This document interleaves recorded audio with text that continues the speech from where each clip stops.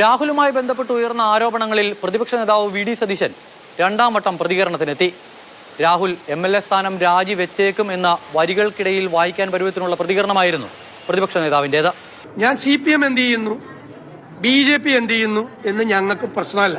പക്ഷെ അവർക്കൊന്നും ഇതിനെക്കുറിച്ച് സംസാരിക്കാൻ നാവനക്കാൻ ഉള്ള അവകാശമില്ല. കേരളത്തിലെ കോൺഗ്രസ് ഇതിൽ നിന്നെല്ലാം വേറിട്ട് നിൽക്കുന്ന ഒരു വലിയ പ്രസ്ഥാനമാണെന്ന് നിങ്ങളെ കൊണ്ട് തന്നെ ഞങ്ങൾ പറയും. കൃത്യമായ തെളിവുകളുടെ അടിസ്ഥാനത്തിൽ ഒരു പരാതി പോലീസിന് മുന്നിലേക്ക് ഇതുവരെയും എത്താത്ത സാഹചര്യത്തിൽ രാഹുലിനെതിരായി ഉയരുന്ന വിവാദങ്ങൾ വൈകാതെ കെട്ടടങ്ങുമെന്ന പ്രതീക്ഷയിലാണ് പാർട്ടി നേതൃത്വമുള്ളത്. എന്നാൽ രാഹുലിന്റെ രാജിയാകും ഉചിതമായ തീരുമാനമെന്ന നിലപാടിലാണ് ഒരു വിഭാഗം നേതാക്കൾ ഇപ്പോഴുമുള്ളത്. പൊതുപ്രവർത്തകന്മാർ ഏത് പ്രസ്ഥാനങ്ങളിലായാലും അവരുടെ വ്യക്തി ജീവിതത്തിലും സാമൂഹ്യ ജീവിതത്തിലും ക്ലിയർ ക്രിസ്റ്റലുകളാകണം, മാതൃകകളാവേണ്ടവരാണ് പൊതുപ്രവർത്തകന്മാർ.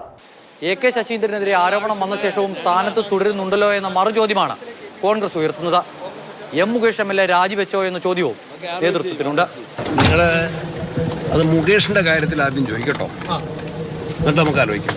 അധ്യക്ഷ സ്ഥാനത്ത് നിന്നും മാറ്റി നിർത്തിയതോടെ സംഘടനാ നടപടി തൽക്കാലത്തേക്കെങ്കിലും അവസാനിച്ചു എന്ന സൂചനയാണ് AICC നൽകുന്നത്.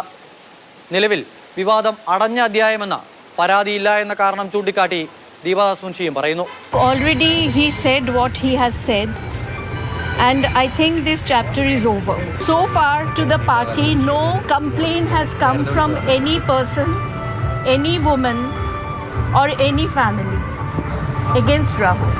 അമൽത്തേനപ്പറമ്പിൽ, മാതൃഭൂമി ന്യൂസ്, തിരുവനന്തപുരം.